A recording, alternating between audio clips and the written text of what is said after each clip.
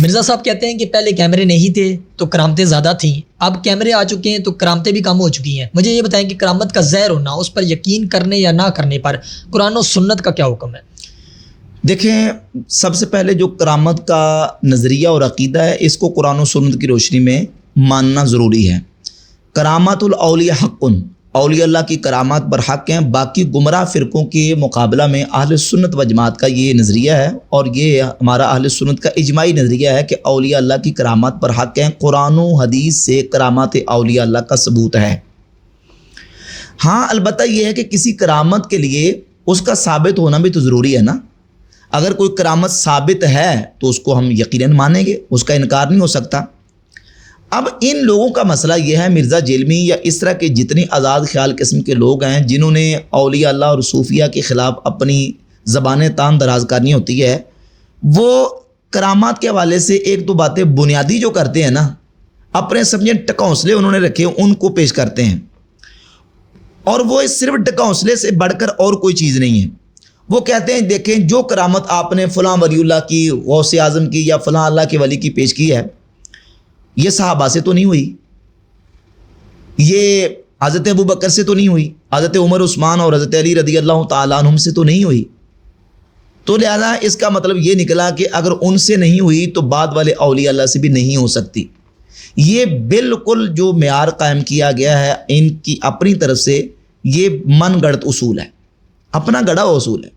یہ کسی سے کرامت کا صدور کروا دینا، یہ اللہ رب العزت کی حکمت ہے، اللہ کی منشا ہے۔ اللہ رب العزت جس سے چاہے کسی کرامت کا صدور فرما دے۔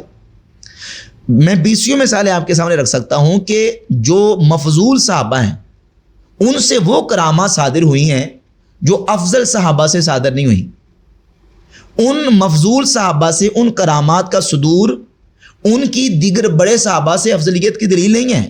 اس کا یہ مطلب نہیں ہے کہ وہ صحابہ ان کرامات کی وجہ سے بڑے صحابہ سے افضل قرار پائے۔ مثال کے طور پہ صحیح بخاری کے اندر 3045 نمبر حدیث ہے، خبیب رضی اللہ تعالیٰ عنہ مکہ المکرمہ کے اندر مشرکین ان کو پکڑ کے لے گئے، اور پکڑ کے وہاں بیڑیوں کے اندر انہوں نے قید کر دیا، جکڑ دیا۔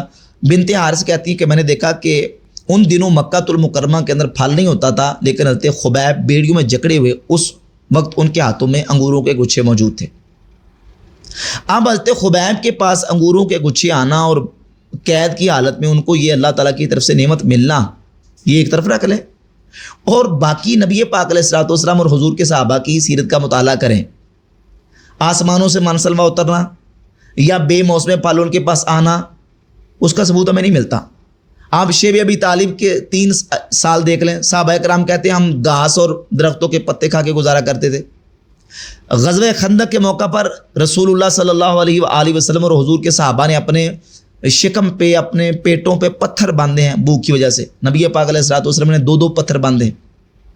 وہاں آسمانوں سے کوئی منسلوا تو نہیں اترا، وہاں انگوروں کے گچھے تو نہیں آئے۔ تو اب وہاں اگر نہیں آئے، یا وہاں جو نا وہ معجزہ یا کرامت کا صدور نہیں ہوا، تو صحیح بخاری کی 3045 نمبر حدیث کے اندر جو حضرت خبیب کی کرامت ہے اس کا انکار کر دیں گے؟ نہیں ہو سکتا انکار نا۔ اسی 3045 کے اندر ہے ایک صحابی عاصم رضی اللہ تعالیٰ انصاری، اور ان کے ساتھیوں کو مشرکین نے قتل کر دیا، تو ان کے سرداران مشرکین نے یہ کہا کہ تم ان کے اعضاء کو کاٹ کے لے کے آؤ تاکہ ہمارے پاس ثبوت ہو کہ تم ان کو قتل کر کے آؤ۔ اللہ تعالیٰ نے انتظام یہ کیا کہ ایک بڑوں کا بہت بڑا جھنڈ آیا، جسے پنجابی میں پونڈ کہتے ہیں، وہ بڑوں کا جھنڈ آیا اور آ کے ان کے اوپر چھا گیا، اور مشرکین ان کے اعضاء نہیں کاٹ سکے، نقصان نہیں دے سکے، ان کو مسرہ نہیں کر سکے۔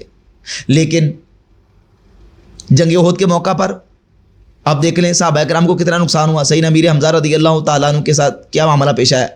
حالانکہ حضرت امیر حمزہ رضی اللہ تعالیٰ عنہ کا جو مقام ہے وہ حضرت عاصم سے کہیں بڑھ کر ہے۔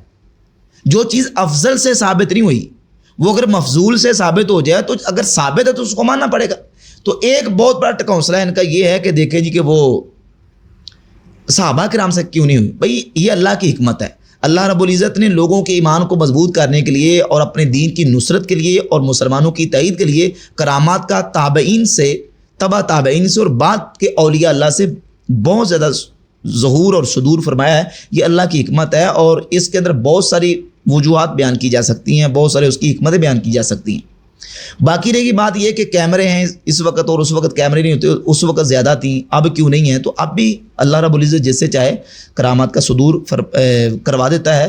تو اگر آپ بات کرتے ہیں لاجک کی, تو پھر مجھے یہ بتائیں کہ امام بخاری, امام مسلم اور دیگر محدثین وہ حدیث کے کتنے بڑے حفاظ تھے؟ لاکھوں حدیثیں انہیں سند اور متن کے ساتھ مکمل یاد ہوتی تھیں, لاکھوں حدیثیں. تو کیا آج کوئی ایسا آپ کے سامنے محدث ہے امام بخاری کے پائے کا, امام مسلم کے لیول کا, جس سے لاکھوں حدیثیں بما سند اور متن یاد ہو؟ نہیں. اگر آج نہیں ہے تو کیا امام بخاری اور مسلم کے حافظے کا انکار کر دیں گے؟ نہیں کریں گے نا. تو یہ اللہ کی حکمت ہے, جس سے چاہے وہ اتنا بڑا زیادہ جو نا وہ قوی حافظہ عطا فرما دے, جس سے چاہے اللہ تعالیٰ کرامت کا جس سے صدور فرما دے.